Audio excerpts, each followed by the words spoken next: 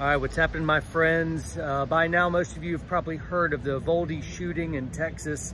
It's the worst grade school shooting in about 10 years since Sandy Hook, where 20 kids were killed, 6 adults. This most recent shooting that just happened yesterday was 19 kids and 2 adults by some mass murdering, mentally unstable, psychotic 18-year-old punk who acquired a gun illegally and was killing a bunch of kids. He's a coward.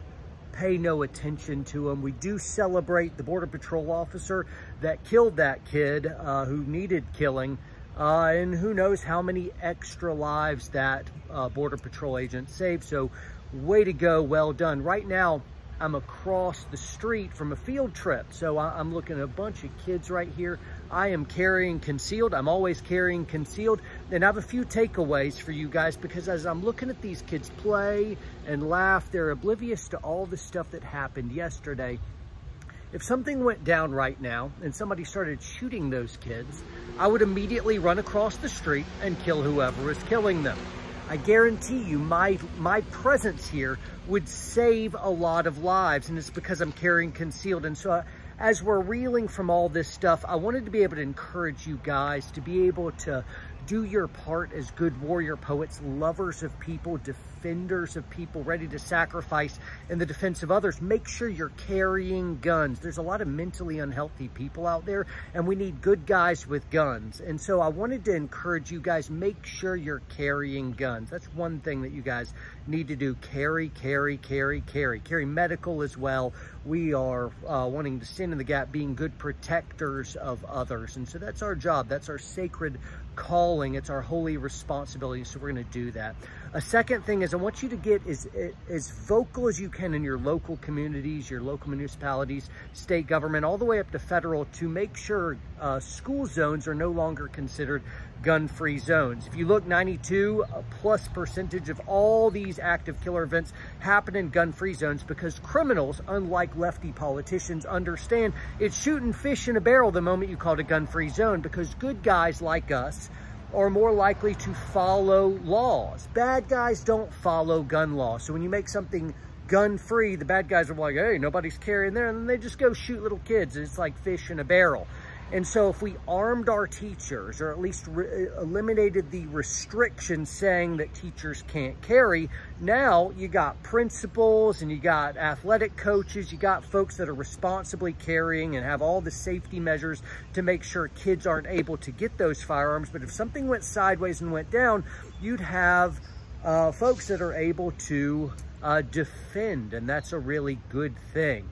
I'm not going to belabor it too much, because I think most of you guys are awake to the idea of all the anti-gun control arguments. It's really just your authoritarian government trying to get a monopoly on violence and all the guns so that they can enslave you with tyranny, and they just jump on recent headlines to be able to, like, it's the gun. It's not the gun, it's the mental unhealth thing. The problem is we've got more guns in the United States than actual people, and all you're effectively going to do with gun control is disarm the good guys, and the bad guys are still going to have all kinds of firearms. So don't fall for that ridiculously stupid argument.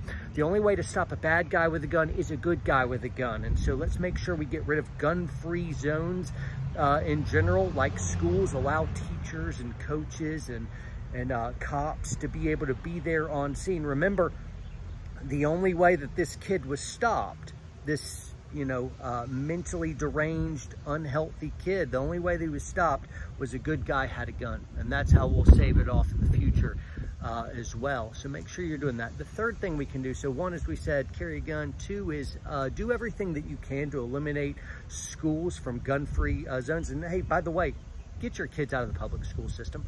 Homeschool if you need to. Do whatever you can, because there's a lot more going on than just shootings and toxic environments, statist institutions instilling Marxism, postmodern ideas, and overthrow of your values with progressivism, which is really progress in the wrong direction. Guys, a fourth thing I'd say is make sure you're doing everything you can to promote good mental, spiritual health with young folks in your families. Be present. Make sure you're being good leaders, that you're instilling good rules and disciplines with appropriate love and affection. Do everything that you can so that we can combat the mental health, which is the real problem. Guns have never killed anyone. It's always people that kill people. In Nice, France, I think it was 86 people were run over by a van. Just some psycho, instead of having a gun, he did far more damage with a vehicle. You can't outlaw vehicles. It's not the vehicle's fault. It's the driver's fault. It's the mental unhealth aspects that are the fault. So don't fall for the propaganda. It's stupid. It's really idiotic. It's an insult to our intelligence to buy into these ridiculous arguments. We should know better by now. But as loving protectors, we can stand in the gap and make sure that, hey, if anything goes down on my watch, I'm going to be there to rescue folks, right? So love and prayers going out to all those victims and their families. It's an absolute tragedy. It makes my blood boil. Terrible, terrible. Let's do what we can to mitigate it in the future, guys. Make sure you are train hard, train smart. I'm John Lovell with the Warrior Poet Society. See you guys.